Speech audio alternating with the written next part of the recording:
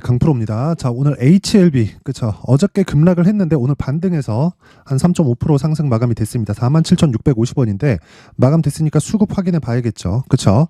자, 장중에는 이 매도 폭이 조금 늘어났었는데 장 마감 때 또 다 쓸어 담았습니다. 그쵸. 6억 매도가 잡혀 있는데 여기서부터 여기까지, 그쵸. 이 구간에 대략 한 일주일 정도 나왔었던 이 매도 물량은요. 사실상 뭐 규모가 크지 않아서가 아니라 지금 매도를 하기 위해서, 그쵸. 이런 식으로 쓸어 담지 않았겠죠. 그리고 매집에 대해서는 제가 계속 이야기를 드리고 있는데 주식이 쌀 때 매집하는 게 아니라 올려가면서 매집을 하는 겁니다. 그래야 물량이 쏟아져요. 근데 이것보다 더 중요한 게 있습니다. 요즘에는 펀드 자금이 들어오는 거기 때문에 그 펀드 자금이 들어오는 과정에서는요. 무조건 그 로스컷 비율, 즉 손절에 대한 부분을 반드시 염두를 해놓고 들어와야 돼요. 걔네들은 그 부분이 무조건 정해져 있어요. 그쵸? 괜히 뭐 들어갔는데 뭐 근거 없이 들어갔는데 이거 안 올라간다 어떻게 할 거냐? 그거 바로 보고서 써야 됩니다. 그쵸? 그런 부분이 있기 때문에 매집을 하는 건 올려가면서 매집을 할 수밖에 없다. 그쵸? 그리고 그 근거에 대한 부분이 반드시 필요하다. 근거는 뭐예요?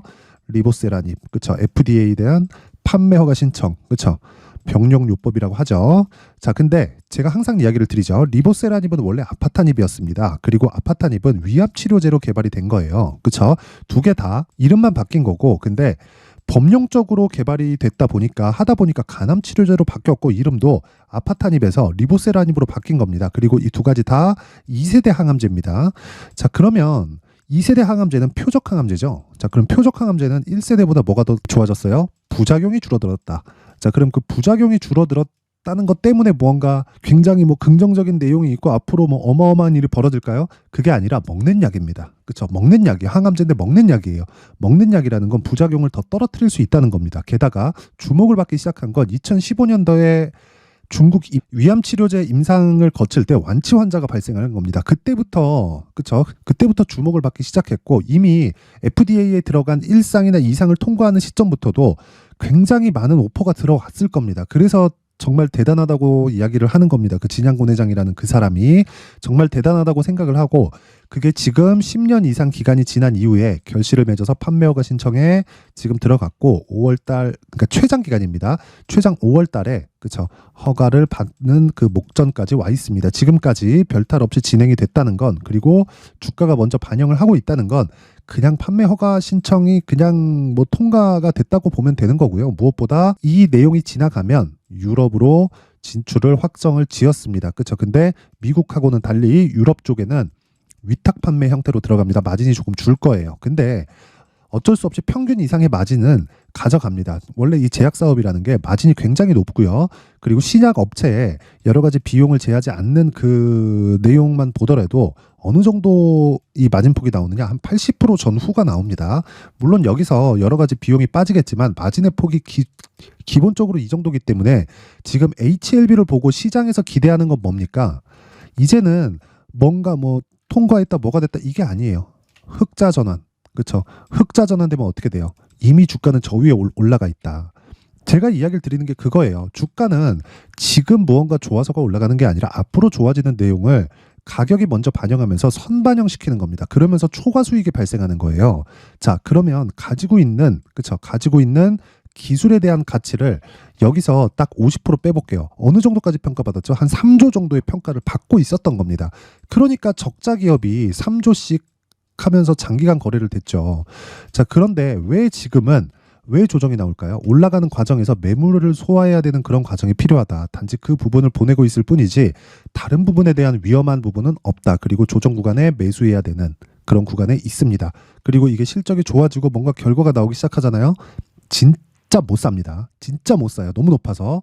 그래서 지금부터 준비를 하자. 그게 오늘 핵심 내용이고 어저께 급락하는 구간에서 굳이 안 사도 된다. 오늘 올라가는 구간에서 굳이 안 사도 됩니다. 지금 중요한 건 뭐예요? 무조건 내가 2주 안에 수익을 전환시킬 수 있는 가격대를 잡는 게 중요하고 기본적으로 모멘텀, 즉 재료 관련돼서는요. 그냥 결정이 났어요.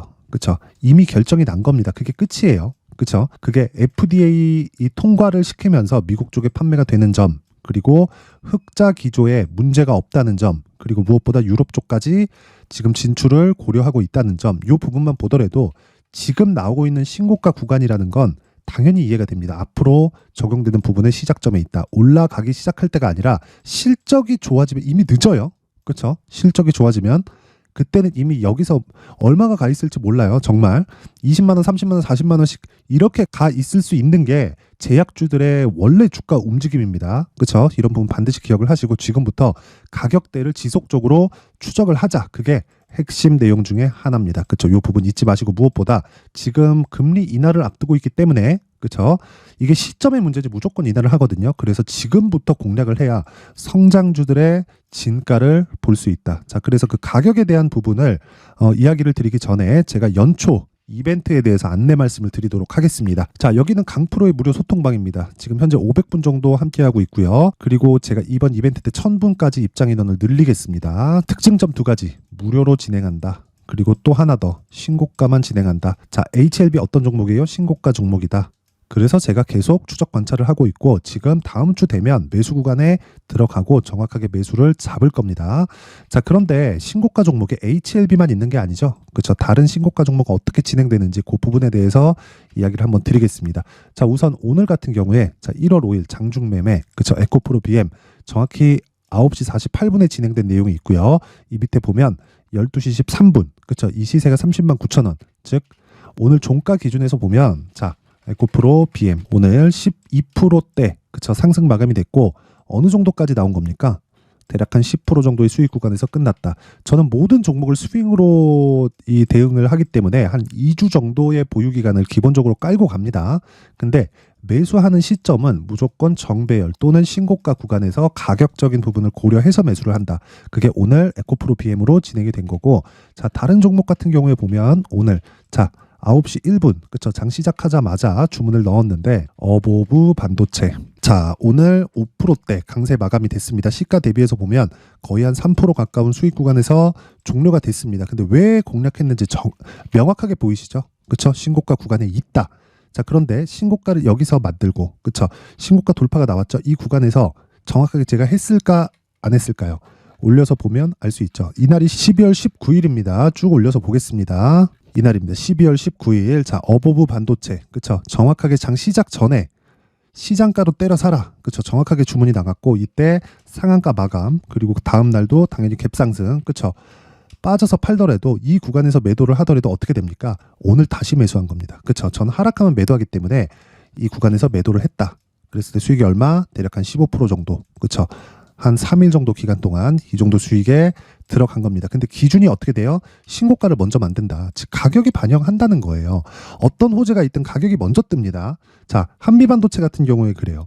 하이닉스 같은 경우에 그래요. 지금 실적이 개선됐나요? 아니에요. 실적이 개선되면 이제는 실적에 대한 그 기대치를 계속해서 충족시켜줘야 되기 때문에 힘들어집니다. 그래서 제가 이야기를 드리는 거 가격이 가장 빠르다고. 그래서 신고가를 공략했을 때 이렇게 단기간에 공략이 가능하고 오늘 같은 경우에도 시가에 매수를 했을 때 한 3% 정도 수익 구간에 있는데 자 다른 종목 하나만 더 볼게요. 하나만 더 보면 자 여기 12월 22일 시노펙스, 테크윙, 레고캠 바이오 이렇게 진행돼 있죠. 맨 위에 있는 시노펙스 보겠습니다. 자 한번 보면 자 보세요. 오늘 9.5% 상승 마감. 근데 12월 22일이에요. 정확히 저는 스윙으로 진행하기 때문에 어저께 하락하는 날에 팔았습니다. 오늘 수익은 못 냈는데 보세요. 정확히 12월 22일 그쵸? 공략이 됐고 5,200원. 어저께 한 7,500원 정도의 매도가 됐으니까 한 50% 정도 보유기간 일주일 정도 잡으면 되죠. 이런 매매를 하기 위해선 내가 신고가에 대한 이해가 반드시 필요하다. 그리고 시세 구조에 대한 이해가 필요하다. 그게 선반영이다. 그쵸? 근데 이게 이날만 공략한 게 아니에요. 제가 계속해서 중복을 시켜드립니다. 올려서 보잖아요. 쭉 올려서 보면 자 12월 20일 시노펙스 올려서 보면 또 있습니다.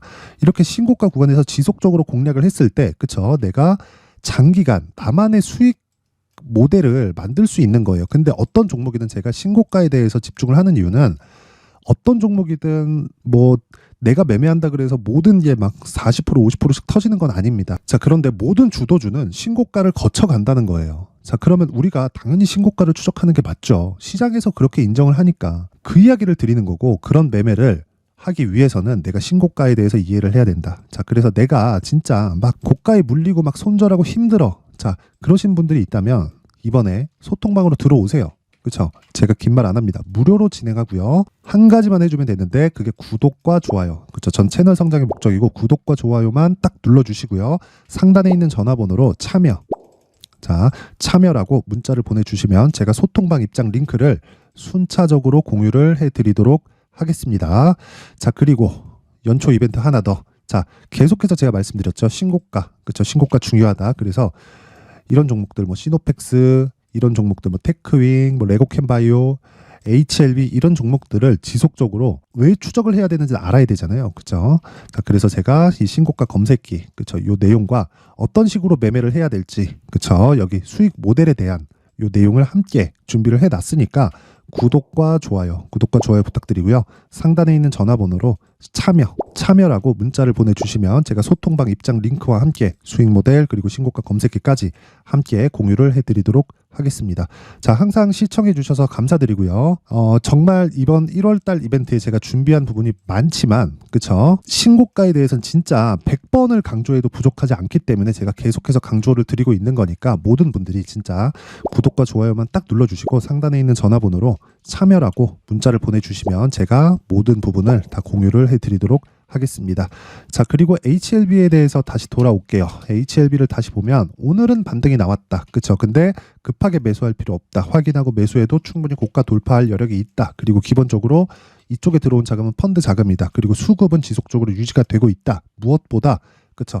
판매허가 신청에 대한 부분 그리고 나서 실적이 개선되는 부분 이런 부분이 다 나오기 시작하잖아요. 그럼 이미 주가는 정말 20만 원, 30만 원까지 올라가 있을 수도 있습니다. 그래서 그런 부분을 먼저 선점해야 되는 게 중요하고 그 선점하기 위해서는 무조건 가격에 대해서 집중을 하자. 그렇죠? 그리고 기간, 즉 2주 안에 수익을 전환시켜야 됩니다.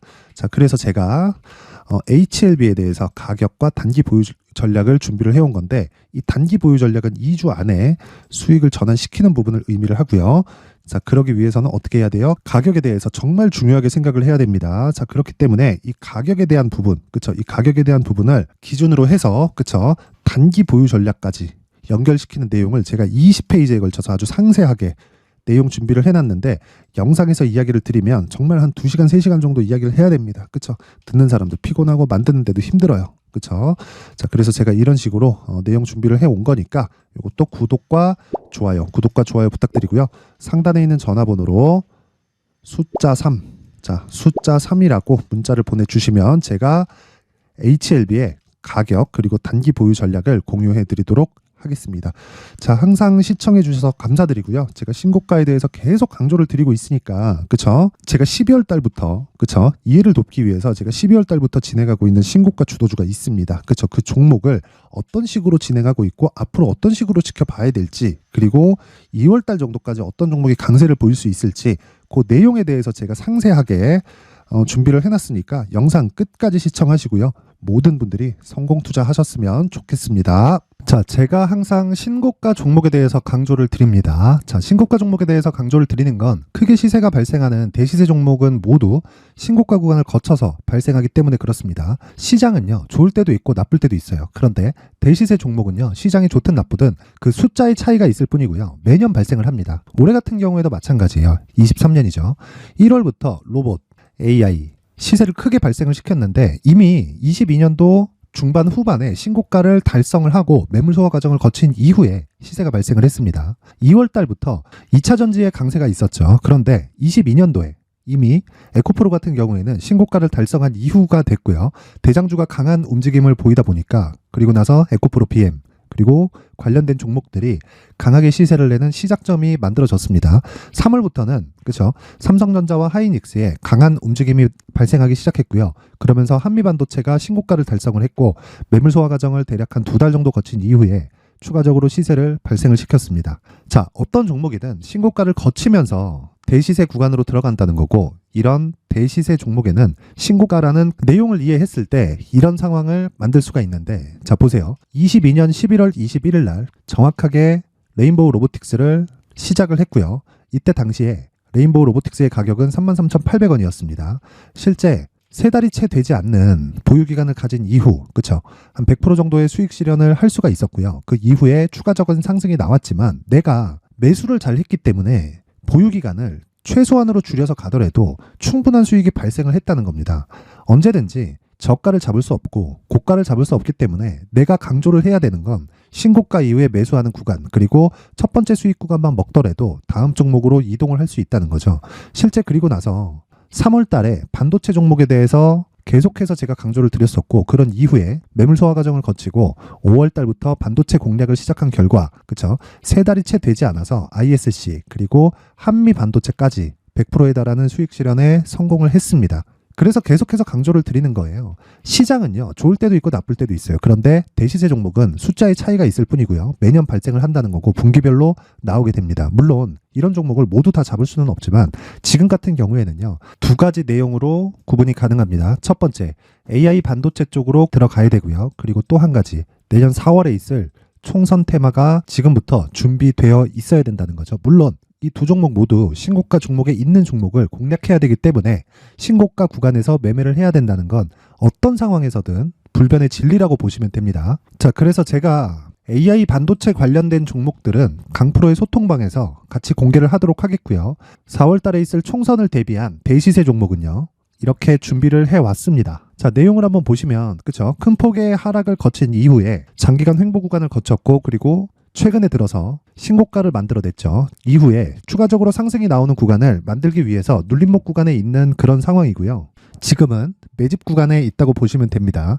자, 장기간 매집이 중요한가, 단기간 매집이 중요한가, 이런 부분에 대해서는 모두 무시하셔도 되고, 무엇보다 신고가를 갔다는 것 자체, 그리고 변하지 않는 총선 스케줄을 본다면요, 지금부터 내용을 준비를 하셔야 되고 매집 구간으로 계속해서 삼고 있어야 됩니다. 자, 지금부터 물량을 잘 모아 가시면 정말 크게 수익은 낼 수 있는 매매를 할 수 있다라고 이야기를 드릴 수 있기 때문에 이 종목이 어떤 종목인지 잘 받아가서 결과적으로 큰 수익을 볼 수 있는 이런 매매를 해보고 싶어 하시는 분들이 계시면요, 구독과 좋아요 부탁드리고요. 그리고 상단에 제 전화번호 확인해서 대시세라고 문자 보내주시면 되고요. 대시세라고 문자 보내주시는 분들에 한해서만 제가 어렵게 찾아놓은 이 종목을 모든 분들에게 다 공유를 해드리도록 하겠습니다. 내년 총선은 바뀌지 않은 스케줄이기 때문에 이 종목 꼭 받아가서 모든 분들이 큰 수익 내셨으면 좋겠습니다.